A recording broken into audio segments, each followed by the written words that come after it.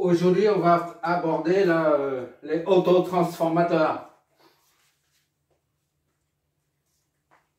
Là, on a deux lignes qui arrivent du réseau de distribution. En haut, c'est la phase, en rouge là, et en bas, c'est le neutre. Et on a relevé avec un fréquence-mètre. La fréquence du réseau, c'est 50 Hz. Et on a relevé aussi la tension entre phase et neutre, c'est la valeur en amplitude, d'accord? Ça, la valeur Marcy. Ça, c'est sinus. C'est une tension sinusoïdale avec un déphasage de 90 degrés. Tout ça se chiffre en volts. Voilà, c'est tout ce qu'on a relevé. Et nous, on a un transformateur conventionnel, monophasé, d'accord? Donc le rapport de transformation est indiqué ici, 600 et 120. Quand il s'agit d'un rapport de transformation, et on doit savoir qu'il s'agit de la tension efficace, d'accord? Sur un bloc transformateur. On voit ça, vol efficace. Ça implique des vols efficaces. Tandis que là, c'est la puissance apparente, vol ampères. C'est marqué comme ça sur les blocs transformateurs, ainsi que la fréquence de fonctionnement du transformateur. Là, on a une fréquence de fonctionnement du transformateur qui correspond bien à celle du réseau. Parce que des fois, ça ne correspond pas. On peut utiliser des transformateurs dont la fréquence de fonctionnement est différente de celle du réseau de distribution. Ou alors, lorsqu'on veut augmenter la fréquence de fonctionnement, comme les alimes à découpage, par exemple. Mais pour l'instant, on a une fréquence de fonctionnement du transfert qui est la même que celle du réseau, 50 Hz, d'accord? Et on a une charge R qui doit fonctionner sous 480 volts efficace. Ça aussi, c'est en vol efficace. Maintenant, il s'agit de déterminer le câblage qui permet d'alimenter la charge R. D'accord? La charge R, on ne connaît pas sa valeur. D'accord? Tout ce qu'on sait, c'est qu'elle doit fonctionner sous 480 volts efficace. Ici, on a 4, c'est-à-dire ici, on va raccorder la charge ici, à ce niveau-là. Voilà. On ne sait pas à quel niveau, mais la charge vient dessus, après. Soit ça, peu importe. Pour l'instant, on n'a pas besoin de savoir, mais on a une charge qui doit être alimentée par une source, par une tension de 480 volts efficace. D'accord? Il faut faire de sorte que la charge, avec ce transformateur, on arrive à alimenter la charge sous 480 volts efficace. Ça, c'est le primo. Secondo, on détermine la puissance apparente Marcy que la charge peut tirer, absorber sous la tension requise, sous la tension 480 volts efficace. Et ce, sans provoquer la surchauffe du transformateur. D'accord? Il s'agit donc de la puissance disponible à la sortie du transformateur. Et quelle est la valeur correspondante de la charge? Là, on a 800, la source de tension, ça c'est la source, d'accord? Et ça, tout ce qu'on a. La source c'est 848,58. Ça, c'est en amplitude. V maxi, là. On a mesuré. On va voir sa valeur efficace. V efficace est égal à 8,48 divisé par racine de 2.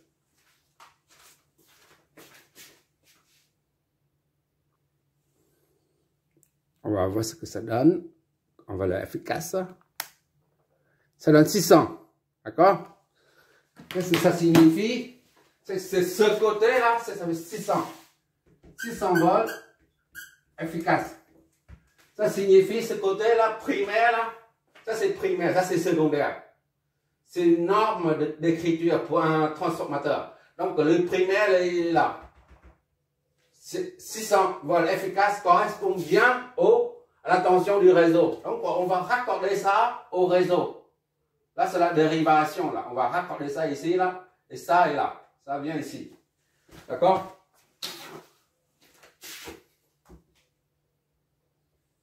Voilà, on va raccorder ça ici.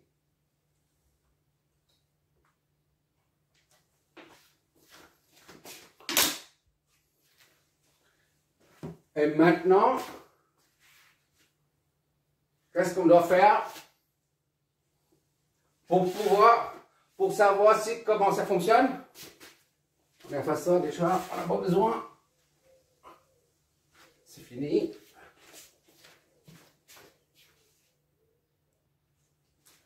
On voit qu'ici, maintenant, c'est 600 volts efficaces là, qui se trouve ici. 600 volts. 600. Efficace, d'accord? Ici, là. Efficace ou 600 racine de 2 en maxi. Pour l'instant, on laisse ça comme ça. Et le côté restant, là, c'est 120. D'accord? Et 120, on ne peut pas alimenter la charge qui exige 480 volts efficaces. Donc, il faut faire de sorte que, à la sortie, on obtienne 480 volts efficaces. Et pour ça, on va transformer ça en un autotransformateur. En général, un petit rappel sur un autotransformateur. J'en ai vu des comme ça là. Avec là, c'est à peu près que ça.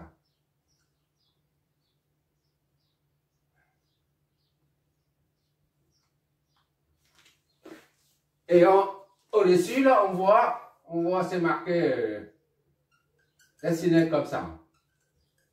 Voilà. Le schéma, il est comme ça. Voilà. C'est tout ce qu'on voit sur un autotransformateur. Le schéma, le fonctionnement d'un autotransformateur. Soit le point se trouve ici, soit un autre se trouve là. Voilà, il y a 2 points. D'accord? Et quand il s'agit d'un autotransformateur réglable, on verra ça. On peut régler. D'accord? Et on verra ça. Voilà. C'est-à-dire on peut régler. Là, c'est le schéma qu'on voit sur les autotransformateurs. D'accord? Maintenant, on va convertir ça, et c'est un transformateur conventionnel. Maintenant, on va transformer ça en autotransformateur capable d'alimenter la charge RA sous 480 volts efficace. D'accord? Et comme d'habitude, avant de câbler un transformateur en autotransformateur, il faut qu'on regarde le rapport de transformation pour voir si on doit faire une soustraction ou un câblage où on met en évidence la soustraction ou l'addition. D'accord? Là, on voit que 600 moins 120 est bien égal à 480. D'accord? Donc, il s'agit d'une soustraction, là. Soustraction. Donc, maintenant, on doit câbler ce transformateur conventionnel de sorte qu'il y ait une soustraction pour obtenir 480 volts efficaces à la sortie afin d'alimenter la charge R. D'accord?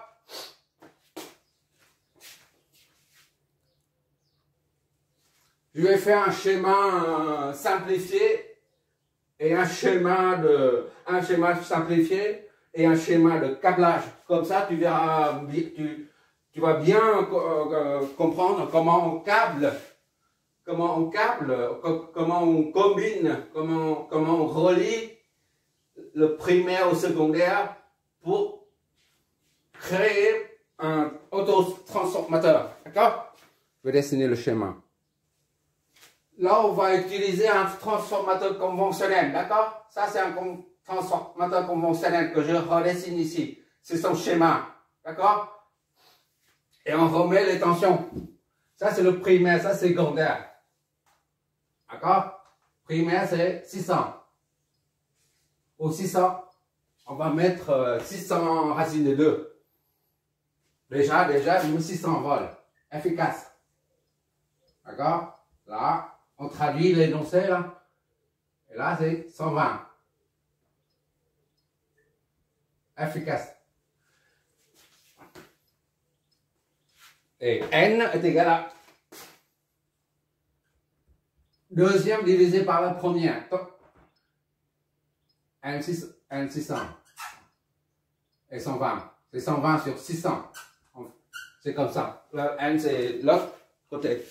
C'est toujours ce côté divisé par ce côté-là. N. Mais sur les transformateurs, on voit ça en général. Le rapport de transformation. S1, c'est 15 kVA. S2, ce côté-là, 15 kVA. J'insiste là sur le rapport de transformation d'un transformateur, c'est côté primaire, attention au côté secondaire, divisé par la tension au côté primaire. D'accord? Mais sur les transformateurs, on voit toujours la tension primaire avant la tension secondaire. Mais lors du calcul, du rapport, on prend 120 divisé par 600. D'accord? Maintenant, je vais dessiner le schéma d'un... À partir de là, je vais en déduire le schéma d'un autotransformateur permettant d'avoir 480 volts. Déjà, le schéma de standard sur... Là, on va mettre les tensions. Ça, c'est le schéma qu'on voit sur les autotransformateurs. Ça représente la tension qui arrive de source. D'accord? Ce câblage permet d'avoir 480 volts à la sortie. Et pour ça, on va mettre les points ici. Ça et ça. Pourquoi on doit mettre ce point de marquage à ce niveau et le premier à ce niveau, mais pas ici, par exemple, ou là, par exemple. Tout simplement, on voit ici là 400. On va mettre ici 400.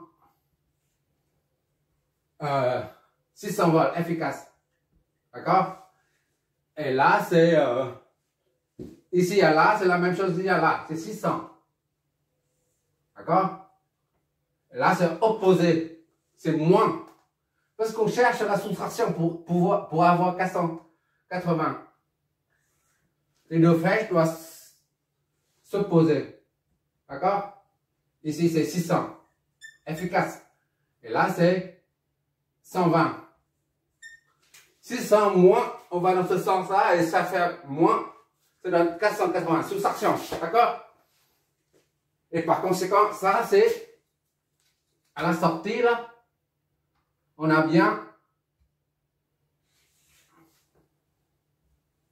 600 moins 120. 480. D'accord?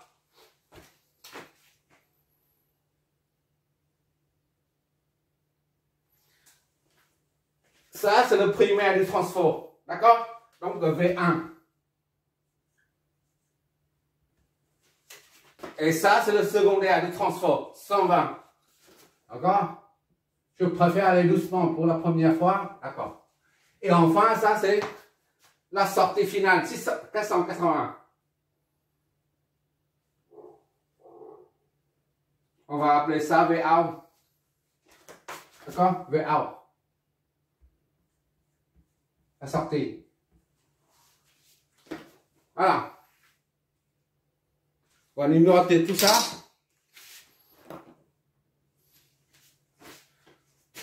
Un A, B, 1, A, B, C et D. C et D.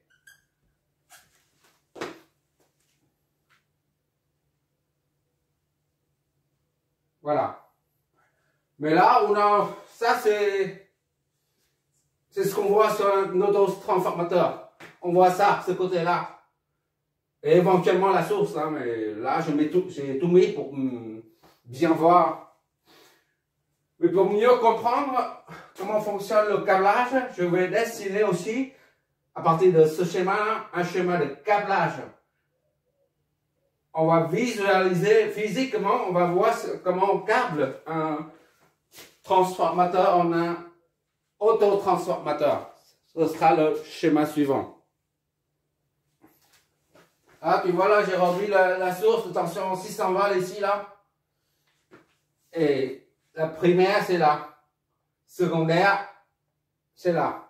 D'accord? Et le point A et C, c'est ce câble-là. Le même point, relié ensemble. D'accord? Les deux points de marquage se joignent. Tu vois bien, ici, là, ça se joignent. D'accord? On va numéroter comme ici, là, ici c'est 1. Ici c'est A. D'accord? B c'est en bas. C ou A c'est le même point. D'accord? Donc ici c'est C. D'accord? A qui va jusqu'à D. La tête c'est A, le pied c'est D. D'accord? C et D. C'est la même chose. Ici c'est D. Voilà. Là c'est D. Là c'est... On peut enlever ça. Je laisse ça comme ça. Maintenant, il faut mettre les tensions. Ici, on a 600. VS, on va mettre VS comme ça. Sur bien distinguer. VS, 600. Racine de 2. En amplitude et phase. D'accord? 600. On va mettre 0. On va fixer à 0 par exemple. Voilà. Et l'autre, c'est 120 et c'est la même chose que cette tension-là. Ça, ici et là, c'est la même chose que VAB. D'accord? 601. Racine de 2. D'accord? Et là, c'est 120. 120, racine de 2.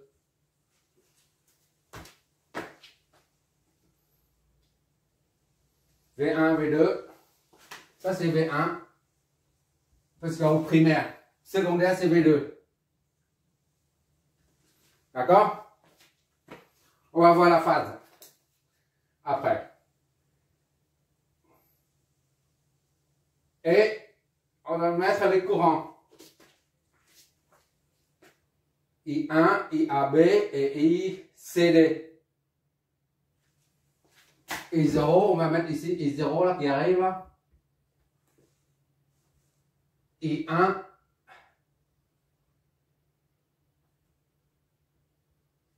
Ou IAB, c'est la même chose. D'accord? IA ou IAB. AB est égal à ça. I2 ou ICD. Parce que I2 va passer de C à D. ICD. D'accord? C'est les suppositions. D'accord? Le sens du courant. Et puis, comme on a dit dans l'exo précédent, on a dit lorsque la règle à respecter comme la convention de récepteur, lors de l'analyse dans circuit à courant continu, on a utilisé la convention de récepteur. À présent, pour un transformateur, on va utiliser la règle lorsque le courant entre dans le point de marquage.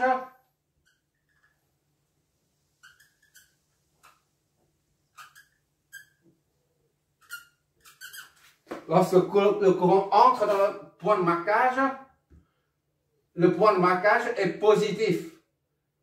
La polarité de la tension aux bornes de la bobine est positive au point de marquage. D'accord? Et quand c'est positif de ce côté, l'autre c'est pareil, l'autre côté c'est pareil. Mais la flèche comme ça. Et lorsque le courant sort du point de marquage, le point de marquage est négatif. D'accord? La tension au bord de la bobine est négative au point de marquage. Et quand c'est négatif ici, l'autre côté c'est pareil. Négatif. Voilà. C'est une règle que les constructeurs nous disent à respecter.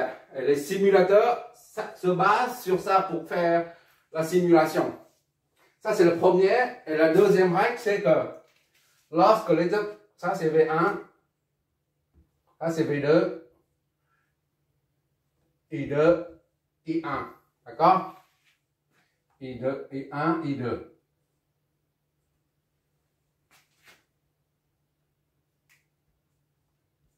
I2.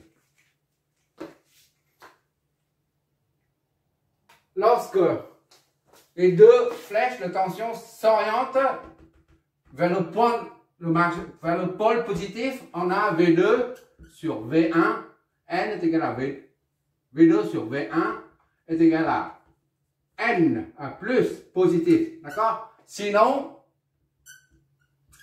ça sera Vn moins N, négatif. D'accord? Un autre, à partir de là, on a déduit le rapport de courant. I1 sur I2 est égal à moins N, d'accord? Négatif. Quand les deux courants entrent dans le point de marquage. D'accord? Sinon, I1 sur I2 est positif. D'accord? Là, c'est deux règles à retenir absolument. D'accord? Pour pouvoir analyser un transformateur. Ça, c'est la condition sine qua non pour pouvoir analyser un transformateur. Si on ne retient pas ça, on ne sait pas comment circulent les courants et par conséquent les tensions. Je laisse ça quelque part, je vais effacer parce qu'on n'a pas assez de place.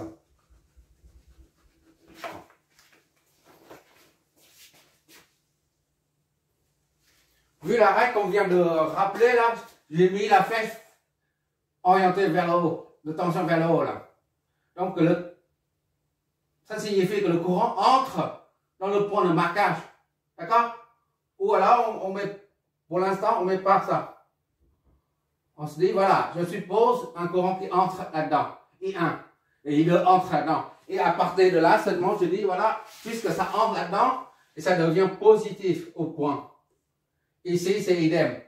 Positif au point. Puisque le courant entre, vu la règle qu'on vient de dire, de rappeler. Et par conséquent, vu les points de marquage sont positifs, donc la tension s'oriente vers le haut. D'accord? Voilà. En ce qui concerne la phase, on fixe ça arbitrairement à 0 ou 180 degrés, pourquoi pas. Mais pour simplifier la vie, on fixe à 0 degrés. Et ça c'est la même phase, d'accord? Cette tension ici se retrouve à ce niveau-là. Donc c'est 0 degrés. D'accord? Ici, le pôle positif se trouve au point de marquage. Ici, c'est idem. Et par conséquent, c'est la même. V2 et V1 sont en phase. 0 volt également. D'accord? Qu'est-ce qui nous reste?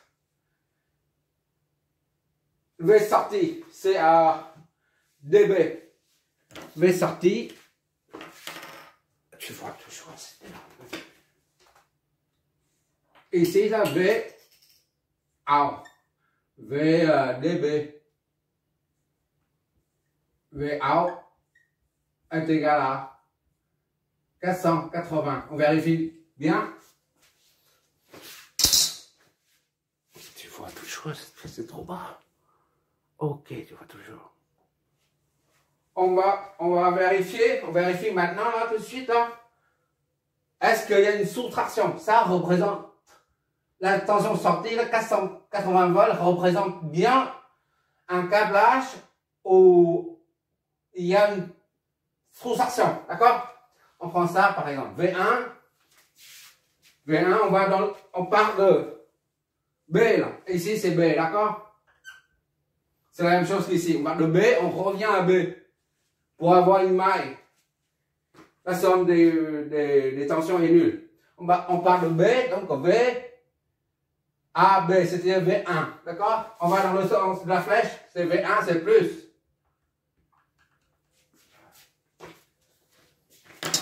V1, voilà, plus V1. À partir de A, là, A, on va ici, jusqu'à C, on redescend. Dans le sens contraire, moins V2. V2, d'accord? Et on va jusqu'à B, le point de départ, moins BD. VBD. La maille est nulle. Donc VBD est égal à V1 moins V2. D'accord? C'est une soustraction là. Et V1 et V2, ça donne combien? BD est égal à V1, c'est 600 racine de 2, 0, moins V2. V2, c'est 120 racine de 2, 0. C'est bien, VBD est égal à 100, 480 racine de 2, 0. Soit VBDF, efficace, est égal à 880 racine de 2 sur 2. Racine de 2, ça donne 480 volts efficace. Ok, d'accord?